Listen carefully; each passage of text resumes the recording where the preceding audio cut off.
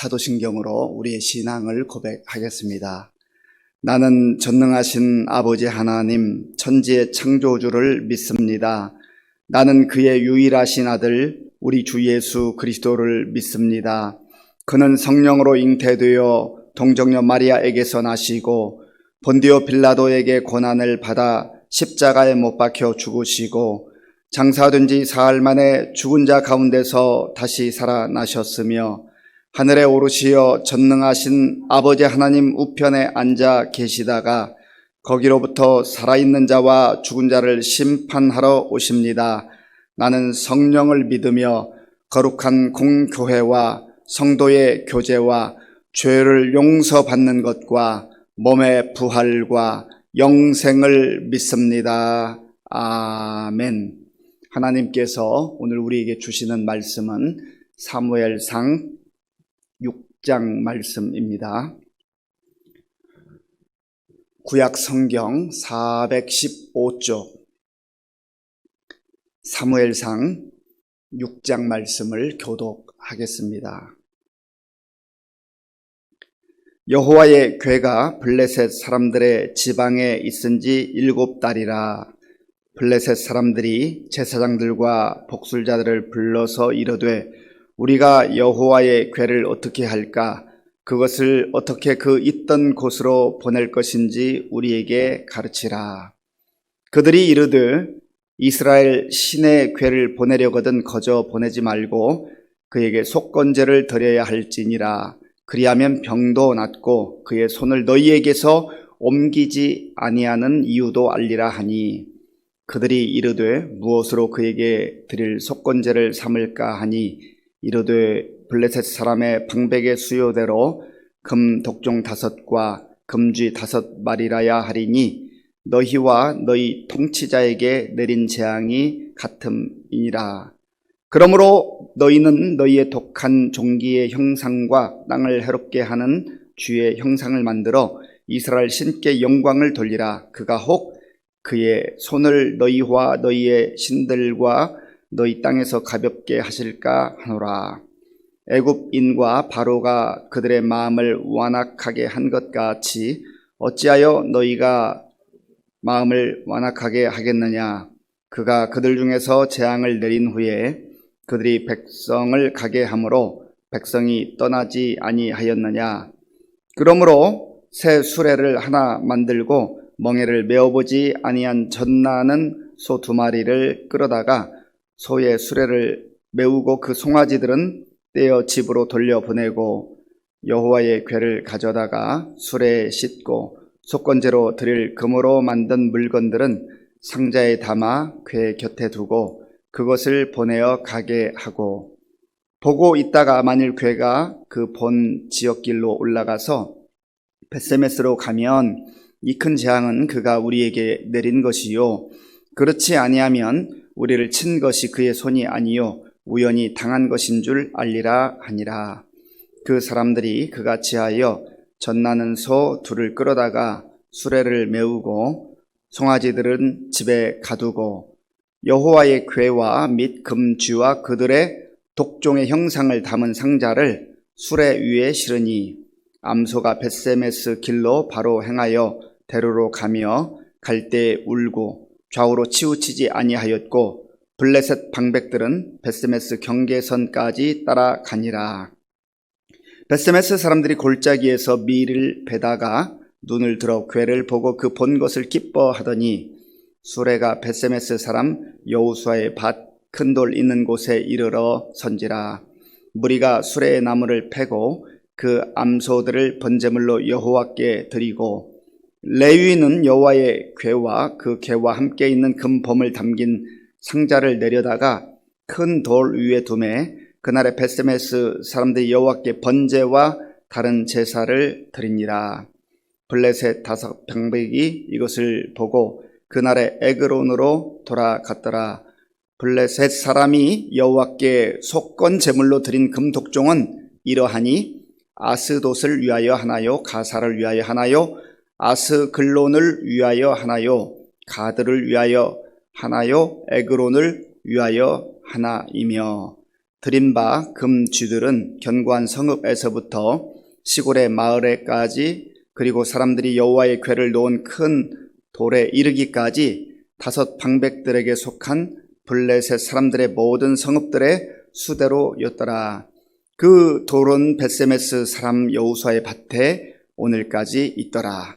벳세메스 사람들이 여호와의 궤를 들여다본 까닭에 그들 치사 5만 70명을 죽이신지라. 여호와께서 백성을 쳐서 크게 살육하셨으므로 백성이 슬피 울었더라. 벳세메스 사람들이 이르되 이 거룩하신 하나님 여호와 앞에 누가 능히 서리요? 그를 우리에게서 누구에게로 올라가시게 할까 하고 전령들을 기럇 여아림 주민에게 보내어 이르되 블레셋 사람들이 여호와의 궤를 도로 가져왔으니 너희는 내려와서 그것을 너희에게로 옮겨가라. 아멘. 이스라엘과 블레셋이 전쟁을 했습니다. 그리고 예상과는 다르게 블레셋 사람들이 이제 이스라엘 백성들을 처참하게 죽이기도 하고 또 그들이 하나님의 임재의 상징으로 여기는 여호와의 궤를 빼앗아 가고 맙니다. 그리고 비느하스의 아내는 이가봇 자기 아들을 낳으면서 죽어가는 상황 속에서 하나님의 영광이 떠났다. 참 안타까운 탄식 가운데 또 죽게 됩니다. 이러한 상황 속에서 블레셋 사람들은 얼마나 신났겠습니까? 이스라엘 백성들이 섬기는 그 신으로 여겨지는 신의 임재로 임재의 상징으로 여겨지는 그 여호와의 궤를 빼앗았으니 얼마나 기고가 만장했겠습니까? 그래서 자기들이 섬기는 그 다곤 신전에 그 여호와의 궤를 갖다 놓죠.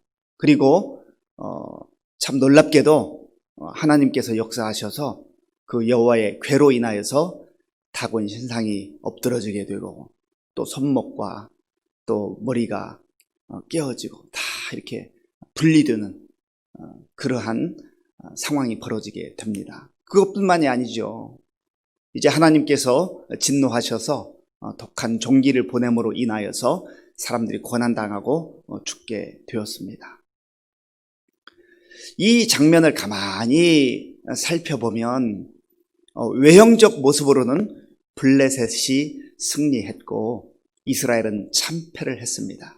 그리고 비느하스의 아내가 외친 것처럼 이가봇 하나님의 영광이 떠난 것처럼 보이는 것도 사실입니다.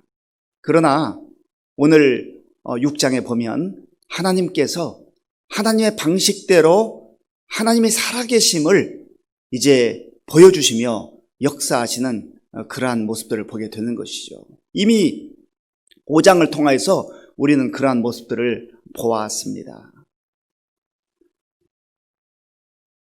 블레셋 사람들의 입장에서 한번 생각해 보세요. 그들이 전쟁에서 승리했습니다. 그리고 신들의 전쟁으로 여겨지는 고대 전쟁에서 이스라엘 백성들이 섬기는 그 신의 상징인 여호와의 궤를 빼앗았으니까 얼마나 그들은 우쭐했겠습니까? 그리고 자기들의 신 다곤이 강력한 신이라고 그렇게 자부심을 갖고 그 여호와의 궤를 다곤 옆에 두고 좀 모욕을 주려고 수치심을 주려고 했을 겁니다. 그러나 그거는 그들의 생각이죠. 그 여호와의 궤 자체가 어떤 능력이 있는 것은 아니지만 그것은 이미 말씀대로 여호와의 상징, 하나님께서 임재하시는 그 상징적 그러한 것이죠. 그런데 하나님이 역사하셔서 블레셋 사람들이 그렇게도 섬기는 자기들의 신의 우월성을 나타내는 그 다곤을 쓰러뜨려 버립니다. 그리고 박살을 내는 것이죠. 이러한 상황 속에서 블레셋 사람들이 할 수 있는 게 없습니다. 그들의 막강한 군사력으로 이스라엘 백성들을 물리쳤는지는 모르지만 그러한 것 가지고 하나님을 대항할 수가 없습니다. 하나님께서 그들의 신상을 철저하게 깨트리시는 것을 보게 되는 것입니다. 왜냐하면 하나님만이 살아있는 신이기 때문에 그렇습니다. 그리고 그 신상만 깨트리는 것이 아니라 이제 독종을 그들에게 보내셔서 심판을 하시죠. 진노하시죠. 하나님의 진노가 늘 하나님께서 참아주시고 기다려주시고 그렇게 하니까 사람이 그저 하나님 무시하고 또 자기가 잘난 줄 알고 하나님의 자리를 찾아오고 그렇게 하는 것이죠. 왜 하나님께서 역사하시니까 속수무책이에요. 아스돗에 이 여호와 궤를 두었다가 또 가드로 옮기고 또 에그론으로 옮기고 그 옮긴다고 해결되는 게 아니죠. 가는 곳곳마다 하나님께서 그렇게 역사하셔서 심판하시고 진노하게 되었습니다. 이것이 바로 5장의 배경이고 또 6장까지 이어집니다. 그런데 그 기간이 얼마였는가? 오늘 6장 1절에 보면 나오는데요. 1절을 같이 읽어보겠습니다. 여호와의 궤가 블레셋 사람들의 지방에 있은지 7달이라. 아멘. 여기 보면 여호와의 궤가 블레셋 지방에 있은지 7달이 되었다. 블레셋은 5방백으로 도시 5개의 큰 도시로 형성된 그러한 나라였습니다. 그런데 여기 말씀에 보면 여호와의 궤가 블레셋 사람들의 지방에 있었다. 그 지방이라고 하는 단어 옆에 숫자가 1자가 써여 있고요. 그 아래쪽에 가면 들이라고 써 있습니다. 들. 그러니까 가는 도시마다 하나님의 그 엄청난 진노가 임하니까 이 사람들이 어쩔 줄을 모르는 거예요. 그래서 조금 도시에서 떨어진 들에 일단은 두었는데 그런다고 하나님의 그 능력이 사라지는 게 아니잖아요. 그 기간이 7달 동안 지속되었다. 처음에 이들이 여호와의 궤를 쟁취했을 때만 해도 자기들의 승리의 전리품으로 자랑스럽게 자기들의 힘과 군사력을 자랑하면서 또 자기들이 믿는 다곤 신을 높이고 그 하나님을 조롱하고 그렇게 무시했던 그러한 전리품에 지나지 않는 것으로 생각을 했습니다. 그런데요, 블레셋 사람들의 예상과는 정반대로 영광스러운 그들의 승리의 전리품이 아니라 이것이 그들에게 고통을 주고 또 아픔을 주고 심지어 죽임을 가져다주는 그러한 하나님의 진노로 돌아오게 되었다고 하는 것이죠. 그러니까 사람들이 교만할 거 없습니다. 교만할 수가 없습니다.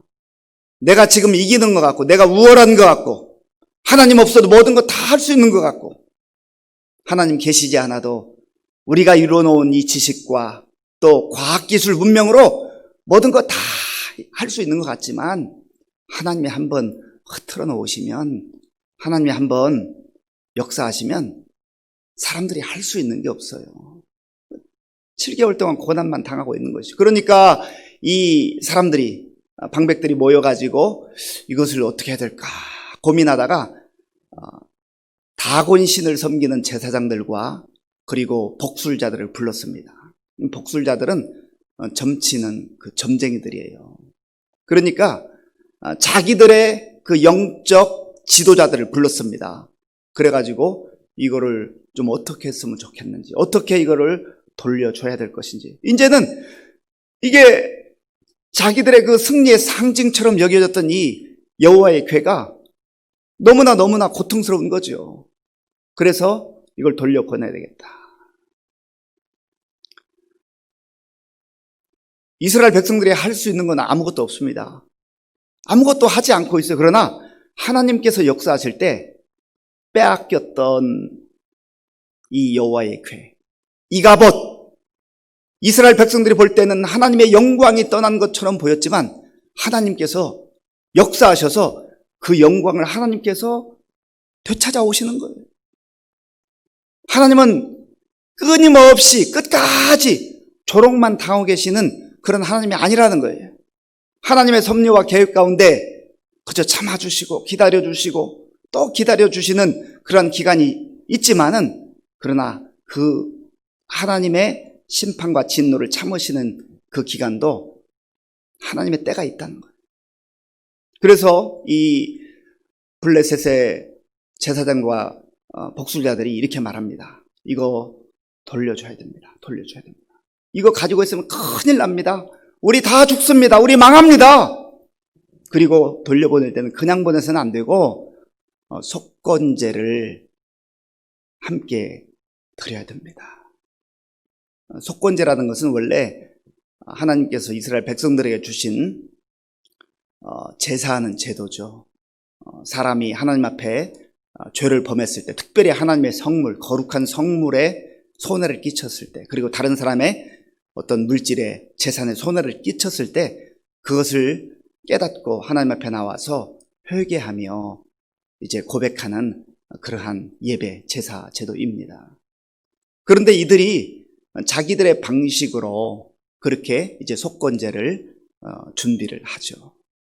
그리고 그 속건 제물은 금 독종 5개, 그리고 금쥐 5개의 형상을 만들어 가지고 상자에다 이렇게 넣어 가지고 이제 보내게 되는 것입니다. 왜 5개를 만드냐면 블레셋을 구성하고 있는 그 도시가 몇 개라고 그랬죠? 5도시예요. 5도시. 그러니까 각 도시를 대표하는 그런 대표성을 띠고 5개의 독종과 5개의 금쥐를 형상으로 만들어 가지고 이제 보내는 거예요. 그러니까 자기들 방식, 자기들이 믿는 그 우상을 섬기는 방식의 그것으로, 그 방식으로 이 여호와의 궤를 돌려주려고 하는 것이죠. 이들은 아마도 신이 노했으니 우리가 좀 정성을 보여서 그 신의 노를 좀 풀어드려야 되겠다, 그렇게 생각했는지 모릅니다. 그러나 이 속건제를 드리는 이 진정한 그 모습은 하나님의 방식과 또 다르죠. 세상의 방식이에요. 자기들의 방식으로 하는 겁니다. 그리고 이제 전나는 소, 암소라는 의미입니다. 암소 2마리를 준비해가지고 새 수새를 만들어서 이제 여호와의 궤와 또 자기들이 준비한 그 속건 제물을 상자에 담아가지고 이렇게 보내는데요.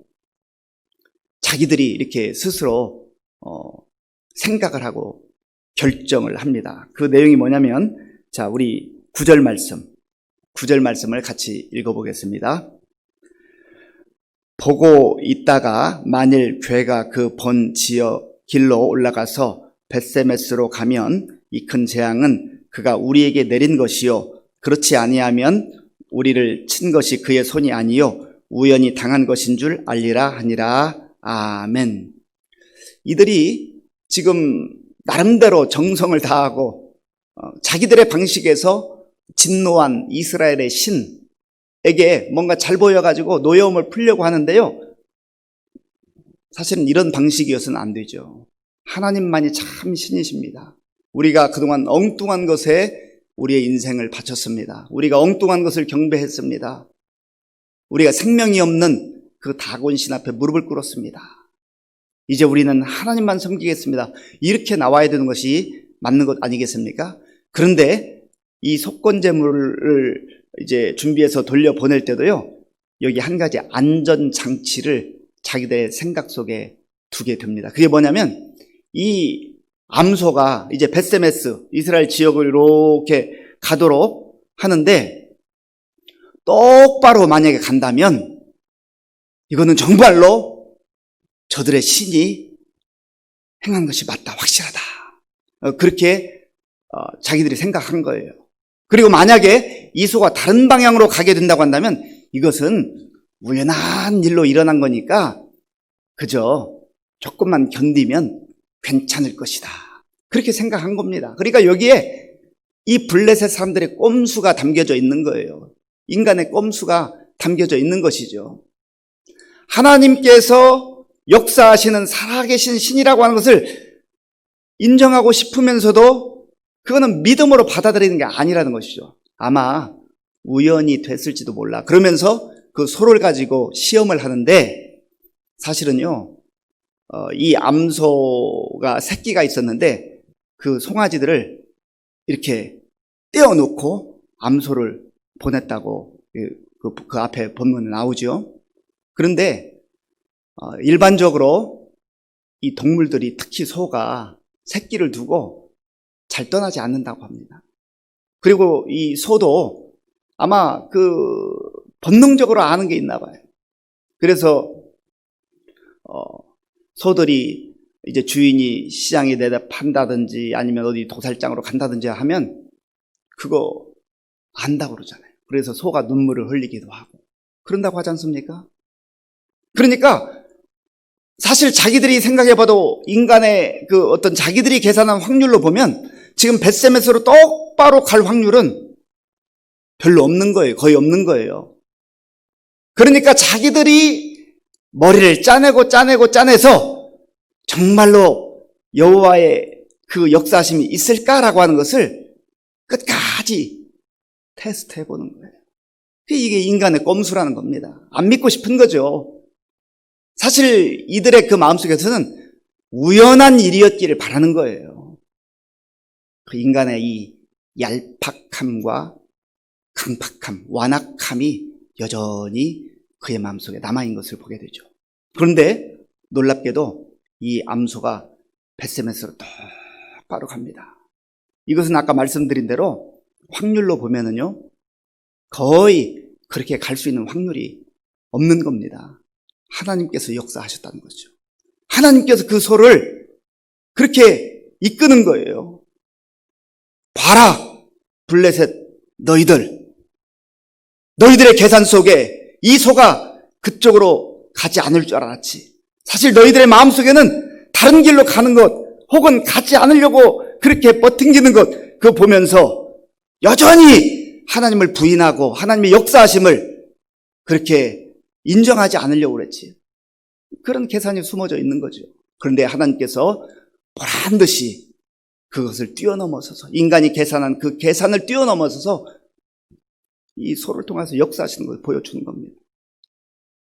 그리고 12절 보세요. 12절 우리 한번 같이 읽어보겠습니다. 암소가 벳세메스 길로 바로 행하여 대로로 가며 갈 때 울고 좌우로 치우치지 아니하였고 블레셋 방백들은 벳세메스 경계선까지 따라가니라. 끝까지 따라가면 지켜보는 거죠. 근데 벳세메스로 가는 그 소가 울었다고 했습니다. 이 짐승이 아마도 송아지를 자기 새끼들을 생각하면서 울지 않았을까. 이 모습 속에서 우리는 십자가의 사랑과 은혜를 연상하게 됩니다.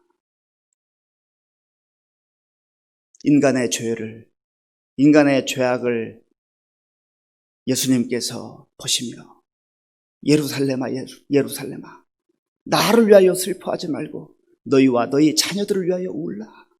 그러면서 눈물로 하나님 앞에 기도하며 그 십자가를 지고 묵묵히 골고다로 가시는 그 예수님의 그 모습이 오늘 이 본문 속에 담겨져 있는 거 아니겠습니까?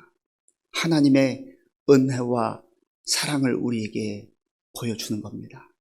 그 십자가의 은혜와 사랑이 있기에 우리가 산다는 거죠. 그래서 이 벳세메스로 간 이 소는 거기 있는 사람들이 이 소를 잡아서 또 번제물로 하나님께 드립니다. 십자가에서 생명을 내어주신 예수 그리스도의 생명을 내어주시는 그 한량없는 사랑, 그 은혜. 그래서 우리도 아까 찬양으로 우리의 입술로 고백한 것처럼 이전보다 더 주님을 사랑하기를 원합니다. 이 주님의 사랑과 은혜를 깨달은 우리가 하나님의 그 사랑과 십자가의 은혜로 구원받고 살고 있으니 주님을 사랑합니다. 저도 주님께서 십자가 치는 것처럼 묵묵히 나에게 주어진 십자가를 지고 주님 따르겠습니다. 그것이 우리 그리스도인들이 살아가야 될 삶의 길인 줄로 믿습니다. 기도하겠습니다. 아버지 하나님 감사합니다. 오늘 우리에게 주신 말씀을 생각하며 하나님의 사랑과 은혜를 돌아봅니다. 인간이 아무리 자기들의 지식과 계산으로 계산하고 꼼수를 벌여도 하나님께서 하나님이 모든 역사를 주관하시는 하나님 것을 알게 하시고 하나님 앞에 무릎 꿇고 우리가 겸손하게 주님 말씀들을 순종하며 살게 하여 주옵소서. 이 시간에 또 기도의 소원을 담아 귀한 예물을 드리는 이 예물을 기쁘게 받아주시고 하나님의 영광이 나타나게 하여 주시옵소서.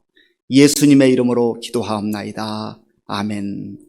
주기도문으로 예배를 마치겠습니다. 하늘에 계신 우리 아버지, 아버지의 이름을 거룩하게 하시며 아버지의 나라가 오게 하시며 아버지의 뜻이 하늘에서와 같이 땅에서도 이루어지게 하소서.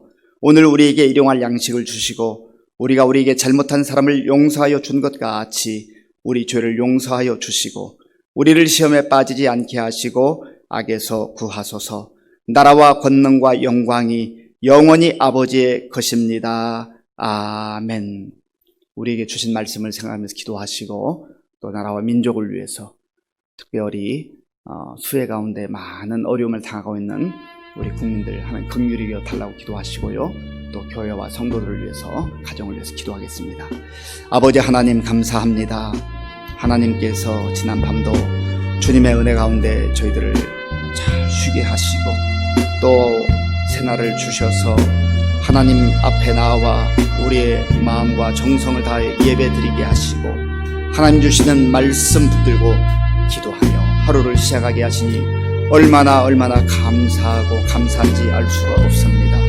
아버지 하나님, 오늘 우리가 하루를 살면서 하나님의 은혜 가운데 사는 것을 알게 하시고 하나님의 도우심 가운데 사는 것을 알게 하시고 내 방식과 세상의 방식으로 살지 말게 도와주시고 온전히 하나님 말씀 붙들고 말씀에 순종하며 사는 하나님의 자녀들, 백성들 다 될 수 있도록 은혜를 베풀어 주시옵소서.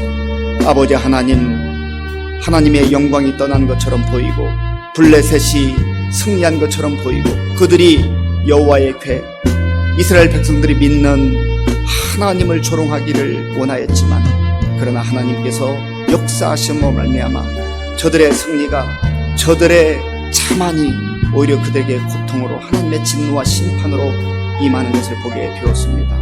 아버지 하나님, 이스라엘에게 하나님의 영광이 떠나는 것처럼 보였지만 그러나 하나님께서 역사하셔서 하나님의 그 영광을 다시금 되찾아오시는 그러한 모습을 또한 우리가 보게 됩니다.